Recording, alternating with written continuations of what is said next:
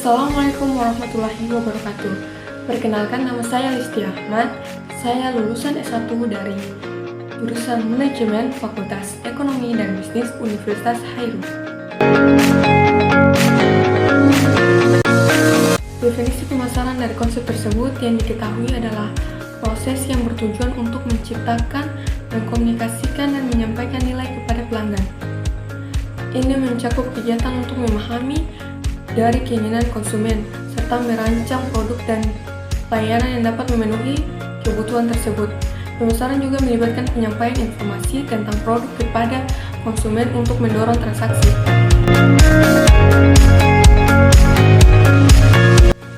Selanjutnya, perbedaan lingkungan pemasaran mikro dan lingkungan pemasaran makro. Nah, pertama kita jelaskan dulu apa itu lingkungan pemasaran mikro. Lingkungan pemasaran mikro mencakup faktor-faktor yang langsung mempengaruhi kemampuan perusahaan untuk berinteraksi dengan pelanggan dan menjalankan aktivitas pemasaran. Komponen utama dari pemasaran lingkungan mikro meliputi yang pertama, yaitu pelanggan, individu atau organisasi yang membeli produk atau layanan. Itu yang dimaksud dengan pelanggan. Memahami kebutuhan dari preferensi mereka sangatlah penting. Nomor 2, yaitu pesaing. Pesaing merupakan perusahaan lain yang menawarkan produk atau layanan serupa. Memantau strategi dan kekuatan pesaing membantu perusahaan dalam merumuskan strategi yang lebih baik. Yang ketiga adalah pemasok. Pemasok merupakan pihak yang menyediakan bahan baku atau produk yang diperlukan perusahaan. Hubungan baik dengan pemasok dapat meningkatkan efisiensi dan kualitas produk. Keempat, ada distributor. Distributor merupakan jaringan yang membantu mendistribusikan produk ke pasar. Memilih saluran distribusi yang tepat sangat penting untuk menjangkau pelanggan. Komponen yang terakhir merupakan stakeholders. Stakeholders merupakan pihak-pihak yang berpengaruh atau berkepentingan dengan perusahaan seperti investor, karyawan, dan masyarakat.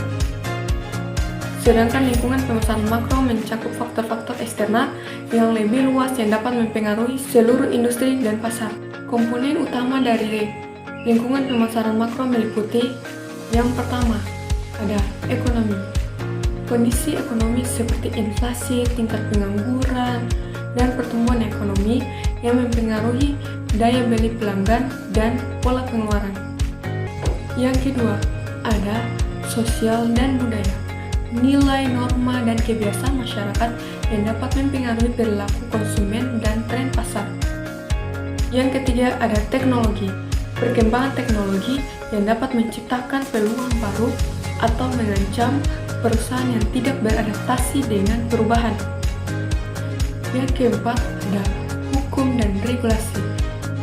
Kebijakan pemerintah, undang-undang, dan regulasi yang mempengaruhi cara perusahaan beroperasi dan memasarkan produk. Komponen yang terakhir merupakan lingkungan alam. Faktor lingkungan seperti perubahan iklim dan berkelanjutan yang dapat mempengaruhi produksi dan strategi pemasaran.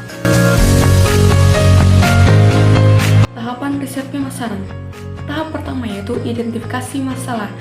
Nah, dalam mengidentifikasi masalah, kita menentukan tujuan riset dan apa yang perlu dicari. Nah, kemudian kita lanjut ke tahap kedua, yaitu pengumpulan data. Nah, setelah kita mengidentifikasi masalah tadi, tahap selanjutnya yaitu pengumpulan data. Mengumpulkan data primer melalui survei atau wawancara dan data sekunder dari sumber yang sudah ada. Nah, setelah dari tahap pengumpulan data, kita langsung berlari ke tahap analisis data, yaitu mengolah dan menganalisis data yang telah dikumpulkan untuk mendapatkan insight. Selanjutnya kita beralih ke tahap terakhir, yaitu interpretasi dan pelaporan. Nah, dalam tahap ini kita menyusun laporan hasil riset dan memberikan rekomendasi berdasarkan data yang telah dianalisis. Nah, pelanggan yang tepat untuk diperkenalkan produk adalah segmen pasar yang memiliki kebutuhan atau minat yang relevan dengan produk yang ditawarkan. Penting untuk mengidentifikasikan karakteristik demografis, psikografis, dan perilaku dari pelanggan tersebut agar produk yang dapat disesuaikan dengan harapan dan kebutuhan mereka. Informasi yang perlu diketahui tentang instansi atau usaha. Yang pertama yaitu profil perusahaan. Nah, di sini kita harus memahami visi, misi, dan nilai-nilai perusahaan. Nomor 2 yaitu kebutuhan dan harapan. Mengetahui apa yang diharapkan oleh pelanggan dari produk atau layanan. Yang ketiga yaitu proses pengambilan keputusan. Di dalam proses pengambilan keputusan, kita memahami siapa yang terlibat dalam proses pengambilan keputusan dan kriteria apa yang digunakan.